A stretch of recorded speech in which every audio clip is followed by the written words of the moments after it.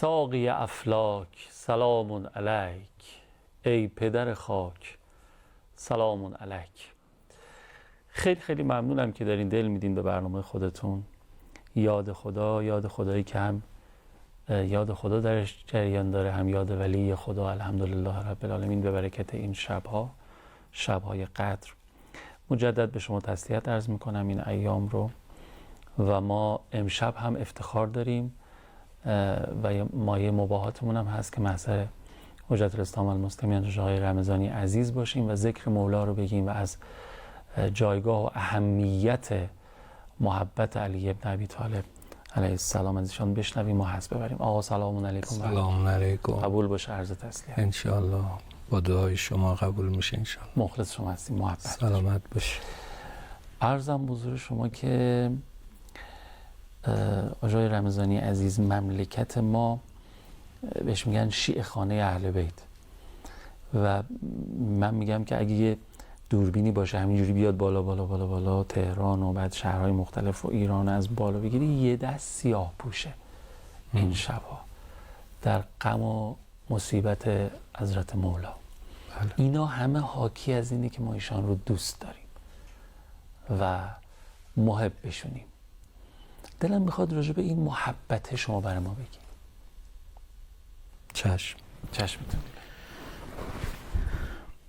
عرض کنم خدمت شما که بسم الله الرحمن الرحیم. ما برای این که معلوم بشه برامون که چرا به محبت اهل بیت اینقدر نقش محوری دادن تو دین ما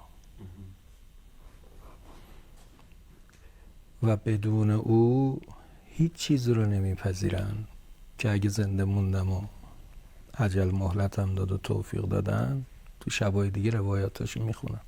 یه دونه‌ش هم الان داره یادم میاد بگم. بفرمایید. از پیامبر پاتو کفشتون بکنم. آقا مثلا سرلوحه کارنامه مؤمن حب علی ابن ابی طالب. عنوان و صحیفه المؤمن حب علی ابن ابی طالب. آره چرا واقعا؟ یا حبنا اهل البیت نظام الدین. اصلا این حب به امیرالمومنین اهل بیت خیلی داریم تو روایت. خیلی. بله. چرا واقعا؟ ما یکی از راه‌هایی که میتونیم به این موضوع بپردازیم دیشب در رابطه با این که چرا بین ما و خدا یک انسان رابطه است. امشب میخوام اگر تا آخر حرفام زنده موندم در رابطه با این موضوع صحبت بکنم که در ساختار وجودی انسان نقش محبت چیه، تا بعد معلوم بشه که این ساختار وجودی جز با محبت اصلا درست نمیشه. ببینید انسان از 3 بعد تشکیل شده. خب بینش، گرایش، رفتار. بینش، گرایش، رفتار. میدانم، میخواهم، انجام میدهم. این ساده شد. بله. میدانم، میخواهم، انجام میدم. اندیشه، قلب، عمل. این 3 بعد. این 3 بعد به هم پیوسته و تأثیرگذاره. همینطوره.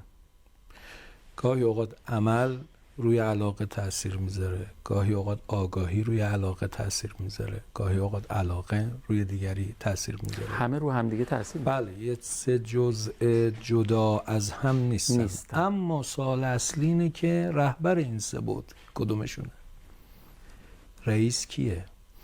که اون 2 بعد دیگه نوکری اون بعد اصلی رو بکنن.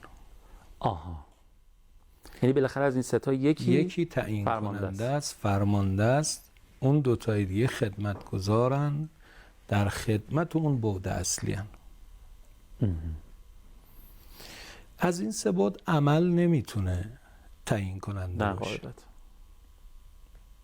روایت 3 کلمه‌ای که من از اولین بار از حاج آقا مجتبی تهرانی رحمت الله علیه شنیدم که ایشون رونق شب‌های قدر تهران بود. خدای الهی هر خیری از من میشه بهش برسه. و ایشون هم از اون طرف به من کمک کنن. لایا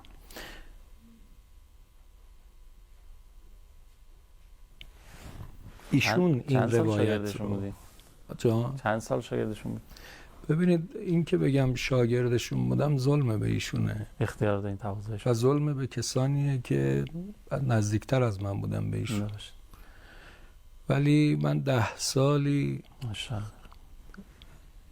کنار این چشمه سیراب میشم. باش به سعادت.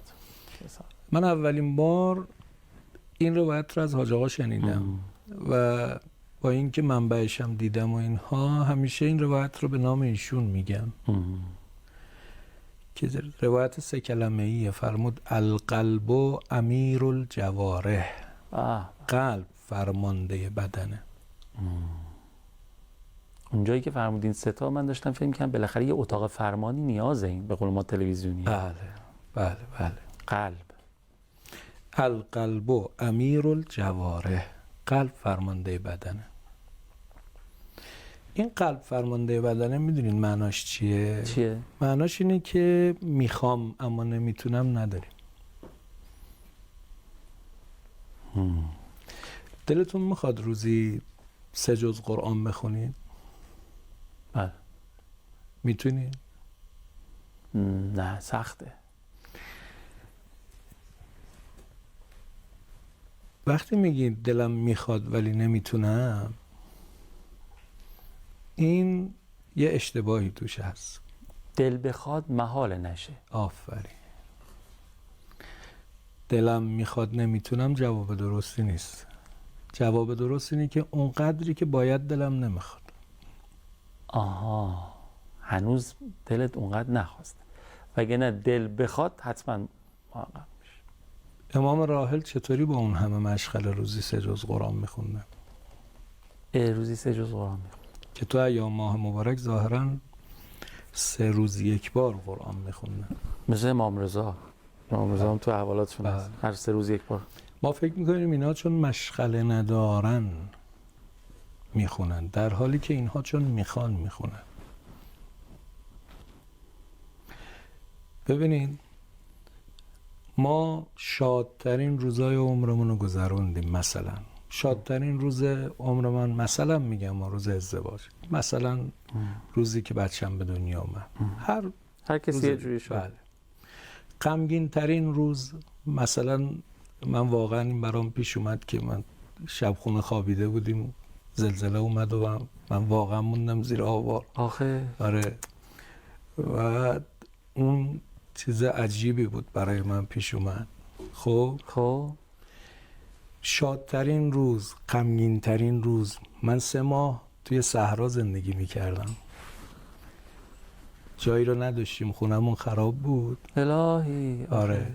من هنوز اون درختایی که زیرش میخوابیدم توی روستامون هست میرم میبینم. خب کدوم سمت؟ سمت قزوین. آخه فکر میکنم زلزله سال 69 بود.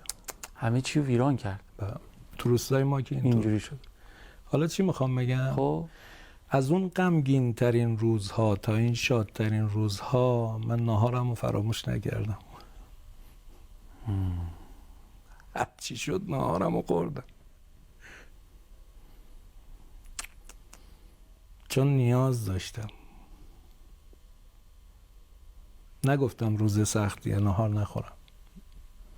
آره. خانم میگه مثلا من شب نمیتونم بخونم، میخوام نمیتونم بخونم. این جمله غلطه. این عذاب وجدان خفه کنه. درستش اینه که بگه من اون قدری که باید نماز شبو نمیخوام. چرا؟ القلب امیر الجوارح، قلب پاکار بود بیدارت میکن. آقا خستم، دیر خوابیدم. جوابش میدونید چیه؟ خانم اگر واقعا خسته ای و دیر میخوابی، چرا وقتی بچه دار میشی توی شب 5 بار بیدار میشی؟ پس بنابراین القلب امیر الجوارح، قلب که باشه کار انجام میشه. چون حرم خدا هم هست اونجا دیگه. بله. القلب حرم الله.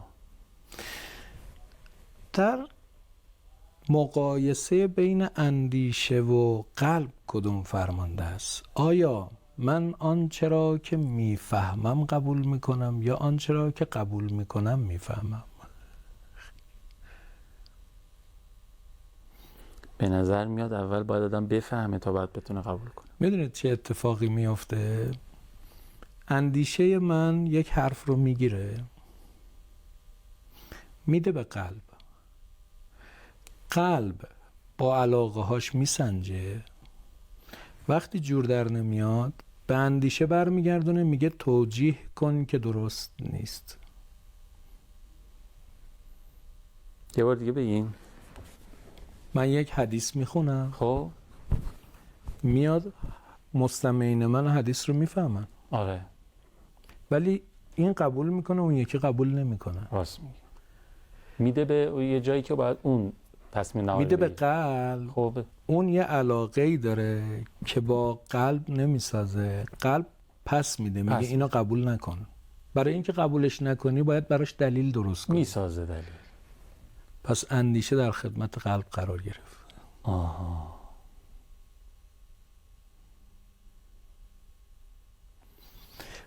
انقدر این قلب میتونه در حیطه اندیشه تاثیرگذار باشه که گاهی اوقات فرد تو فهموندن بدیهیات به مشکل میخوره.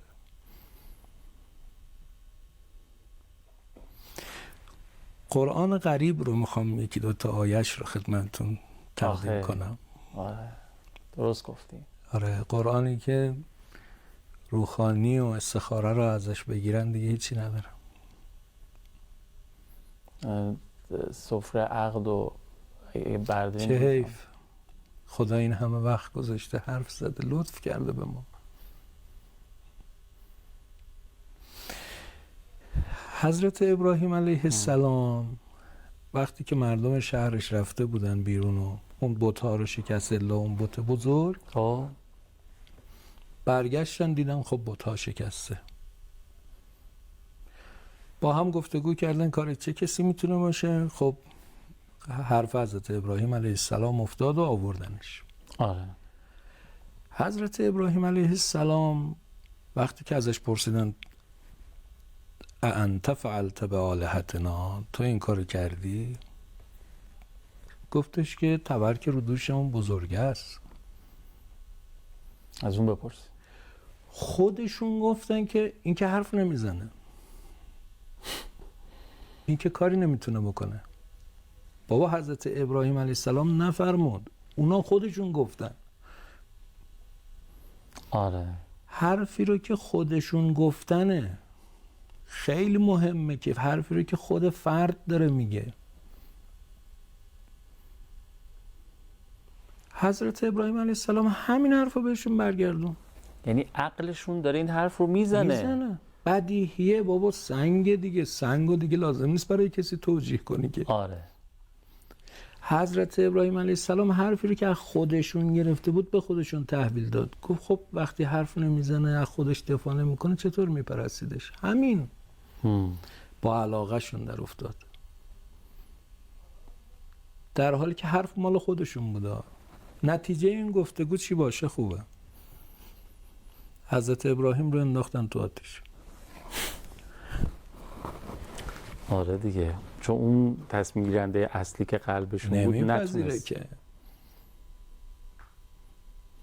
اونم نه آتیشه اینطوریا. میدونید 40 روز آتیش جمع کردن و مردم نذر میکردن برای سوزوندن حضرت ابراهیم. عجب. انقدر که دیگه آتیش وقتی روشن شد نتونستن نزدیک بشن. میگن اولین بار منجلیق اونجا اختراع شد که برای اینکه حضرت ابراهیم علیه السلام رو پرت کنن تو آتیش. پرت کردن تو آتیش. خدا به آتیش گفت یا نار کونی بردن و سلاما، سرد و سلامت. تو روایت داریم وقتی گفت سرد، دندونای حضرت ابراهیم داشت به هم میخورد. گفت نه، سردی که به سلامت باشه. خب حضرت ابراهیم علیه السلام 3 روز تو آتیش بود. خب نه 1 دقیقه 2 دقیقه، 3 روز این آتیش میسوخت و حضرت ابراهیم اون تو بود. دارم فکر می‌کنم چرا انقدر داریم با جزئیات اینا رو میگی. حالا بعد 3 روز داره از آتیش میاد بیرون، همون مردم دارن این صحنه رو میبینن، چه نتیجه‌ای باید بگیرن؟ دیگه معجزه از این واضح‌تر. گفتن که این که نمیسوزه حتما نمیشکنه، حتما چاقو نمیبره، تبعیدش میکنیم. عجب. چرا فکر نمیکنی شاید حق با او باشه؟ چون نمیخواد. چون دل نمیخواد بپذیره. دل نمیخواد بپذیره. این کسی که خوابیده میشه بیدارش کرد، کسی که خودش رو به خواب زده رو. گاهی اوقات فرد خودش هم نمیدونه که خوابیده، اینم مسئله است. دل.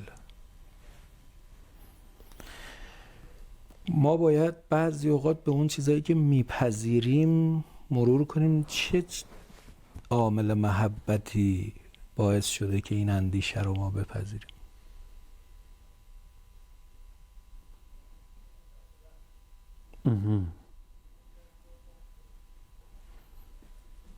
نمیدونم وقت برنامه‌تون اجازه میده یه خاطره رو بگم یا نه؟ آره بفرمایید. یادتونه یه وقتی ذریح خالی امام حسین علیه السلام رو تو شهرها میچرخوند؟ بله مردم می اومدن و کلی ماجراها، شهر به شهر. آره. یه وقتی یکی از دوستان من زنگ زد به من، گفتش که آقا این چه بساطی رو انداختید. تازه حالا این از محبین اهل بیت بود، در واقع مداح بود. گفت بابا این بت پرستیه، که آهنه، این که هنوز نرفته کربلا تا بخواد اعتباری کسب کنه. بله. فعلا هنوز خبری نیست، مثلا حرفش این بوده. بله. و این بت پرستی به اعتراض ببین، سوال نمیکنه، اعتراض میکنه. گفتم اگه از قرآن برات ثابت کنم که دور ذریح خالی امام حسین گشتن درسته، قبول میکنی؟ ببین اون اگه قرآن رو دوست نداشت من میتونستم این حرف رو بهش بزنم؟ نه دیگه. پس من از محبت‌های او دارم استفاده میکنی. همیشه اینطوریه. آره. معمولا نقطه ضعف، حالا نقطه قوت شد بگیم. بله. هر آدم این میتونه باشه. گفت صد از جایی که ترک داره میشکنه، دل از جایی که محبت داره نفوذ پیدا میکنه. آره. دقت میکنی؟ میگن فرمودن که محبت امیرالمومنین گناهان رو فرو میخوره چنان که آتش هیزم رو. این راه نفوذ. آره. من با آیات قرآن راجبش صحبت کردم و قانعش کردم که میشه دور ذریح امام حسین گشت، طولانی آیش. وقتی داشت قطع میکرد گفتم که میتونم برادرانه یه چیزی بهت بگم. گفت چی؟ گفتم بعد از این که قطع کردی برو ببین اون چه محبتی بود که این فکر رو بهت به قبولوند، اون رو ریشه کن کن.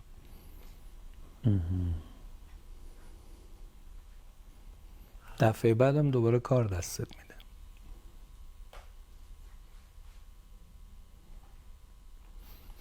ببینید مردم عدالت رو دوست دارن. آره. مردم طرفدار مظلومن. مردم علاقه به فرد آزاده عادل دارن. چون این علاقه رو دارن تمام مستکبرین عالم دارن تبلیغ میکنن که ما داریم دفاع از خودمون میکنیم، این هم آدم میکشیم، ما مظلومیم. از اون استفاده میکنن برای اینکه خودشون رو ثابت بکنن.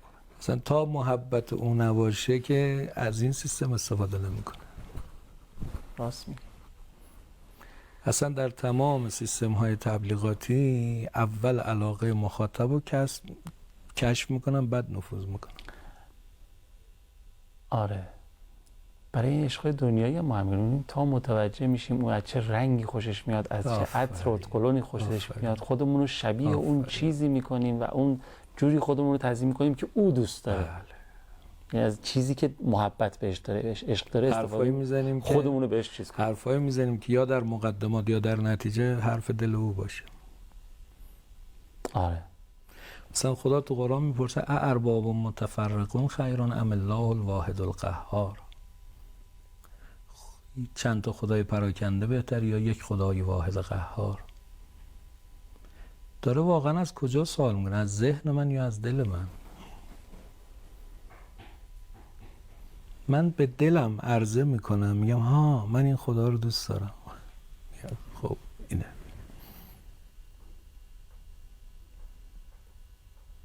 دقت کردی؟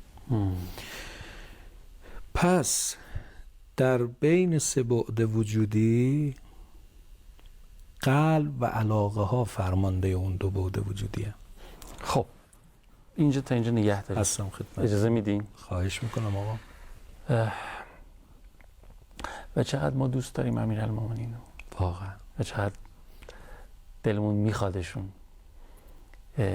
حالا علتهای مختلف داره، ولی واقعا مهر و محبتشون با شیر مادر به رگهای ما، به پیکر ما داخل میشه. یه ذره که میگذره میخوام رو پا بیستیم، بابا میگه یا علی بگو بلند شده، دست رو زانومون میگیریم یا علی میگیم، بلند میشیم، بزرگ میشیم، بعد میگیم یا علی یا علی مدد، علی یارت. شب اول قبل همه امیدمون به ایشانه و بچه هاشون. فقط این وسط اون مثالی که زدم، با این خودم دارم شرمنده میشم، خودم رو دارم میگم، همه گلن. این که برای عشقای دنیایی اینقدر وقت میذاریم که او از چه رنگی خوشش میاد، از چه عطری خوشش میاد، از چه مدل حرف زدن اینجوری. یه بار به من گفت تو اینجوری میخندی، دیگه همش دارم اونجوری میخندم. یه بار تو اینجوری راه میری اینجوری.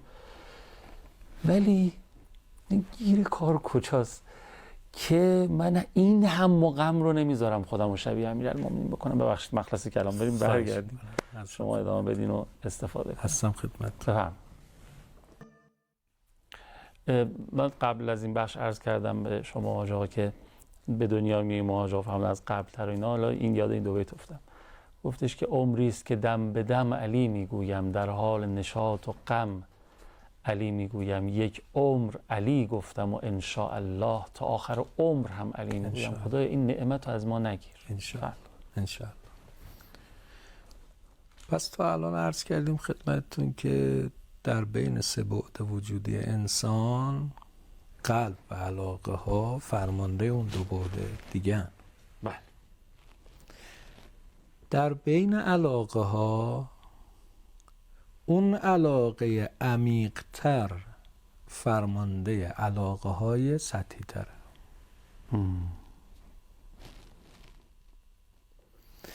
در تعارض بین علاقه عمیق‌تر و علاقه سطحی‌تر، علاقه سطحی‌تر محکوم به قربانی شدنه.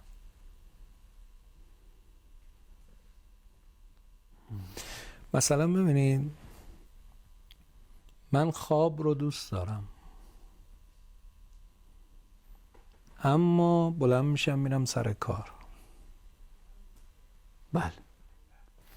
اونجا حتما علاقه‌ای دارم که بیشتر از خواب دوست دارم. دقیقاً. مثلا میتونه خانواده باشه، میتونه اعتبار اجتماعی باشه، میتونه قدرت طلبی باشه، میتونه هر چیز دیگه ای باشه. کسب درآمد و بله. پول به دست میارم. آره. اون پول رو هم دوست دارم، ولی قربانی میکنم لباس میخرم. من لباس و آراستگی رو بیشتر از پول دوست دارم. البته اگر هم پول داشتم هم آراسته بودم خوب بود که فعال مراد. ولی خب مثلا اون پول میدم یه لباس آراستگی، چون مجبور میشم قربانی اون کنم. وسیله میشه برای این. همین لباس رو مثلا وقتی که با همسرم یا با دخترم یا با پسرم مثلا سوار موتوریم، خدای نکرده میخورم زمین، مثلا پای همسر داره خون میاد، این لباس رو پاره میکنم میبندم به پای اون خانم که خون نیاد. خواب فدای پول، پول فدای لباس، لباس فدای همسر.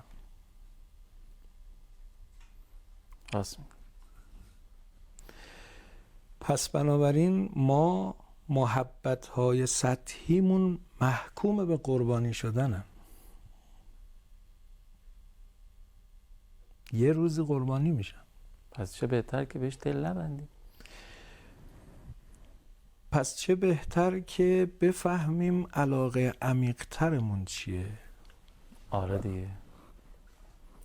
و بدانیم که او اصل فرمانده وجودیمونه، عمیق‌ترین علاقه. که همه این علاقه ها باید فدای اون علاقه میشن. بله دیگه، میشدن، خیلی ها رو دیم شدن. ما الان تلخی رو دوست نداریم، دارو رو دوست نداریم، ولی سلامتی رو بیشتر دوست داریم، دارو رو میخوریم.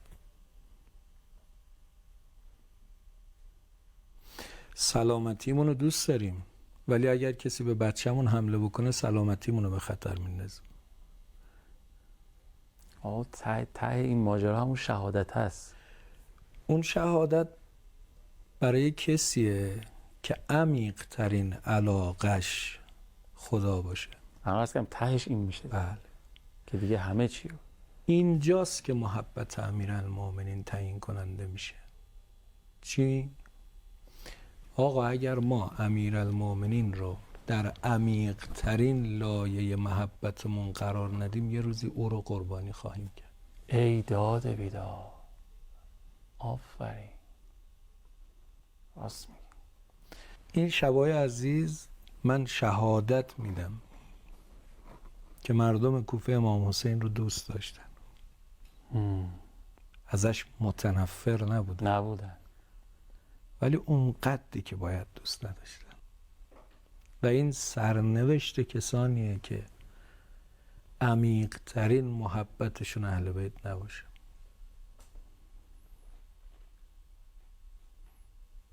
دقت میکنید؟ بله. لذا اینجا میشه که حب علی ابن ابی طالب تعیین کننده تمام اعمال، تمام اندیشه ها و تمام علاقه های دیگه میشه و باید انسان بترسد که امیرالمومنین رو بیشتر از همه چیز دوست نداشته باشد. اینجوری میشه که میشه سرلوحه کارنامه ما. یک آیه عجیبیه تو قرآن کریم، اگر اجازه بدید بخونم. اجازه ما دست شماست. اجازه بدید من آخر آیه رو بخونم، بعد ببینیم این آیه درباره کیه که خداوند متعال داره اینجوری صحبت میکنه. فتربصوا، صبر کنید، حتی یأتی الله به امره، تا خدا تکلیف شما رو روشن کنه. والله لا یهدی القوم الفاسقین، خدا قوم فاسق رو هدایت نمیکنه. به نظرتون اینا چی کار کردن خدا داره با این لحن باشون صحبت میکنه؟ نمیدونم. ان کان آباؤکم ابناؤکم اخوانکم ازواجکم عشیرتکم اموال اقترفتموها تجارت تخشون کسادها و مساکن ترضونها.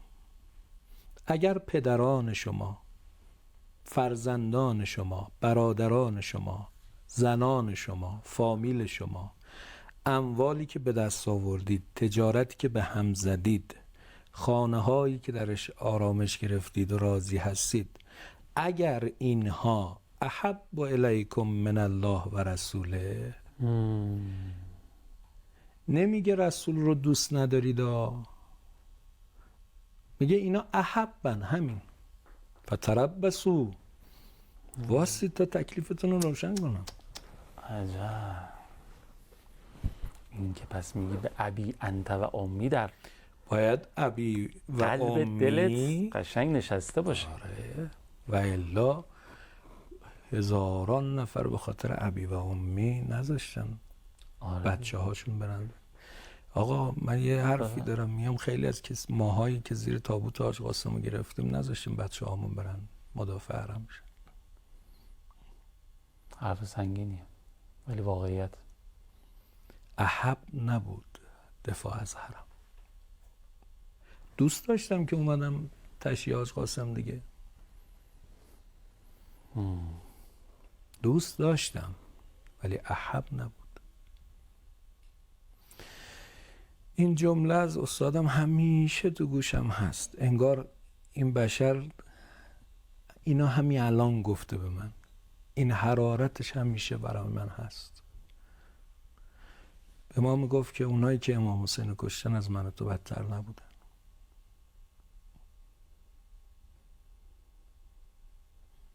فکر نکنی از امام حسین متنفر بود. من در یک جمله این قسمت رو تمام بکنم، اینه که ما باید امیرالمومنین رو دوست ترین داشته باشیم تا عاقبت به خیر بشیم، نه دوست داشته باشیم. و السلام علیکم. دم شما گرم. سلامت باشید. حجتون با خودش. الهی آمین. خیلی استفاده کردیم. خواهش می‌کنم. انشالله سلامت توفیق داشته باشین فردا شب هم شب شهادت منظرتون باشه. انشالله. مخلص شما هستم. خواهش. ابن عباس میگه از پیامبر سوال کردم برای نجات از آتش دوزخ راهی هم هست؟ فرمودن بله هست. پرسیدم چیه؟ فرمودن حب علی ابن ابی طالب. التماس دعا یا حق. خداحافظ.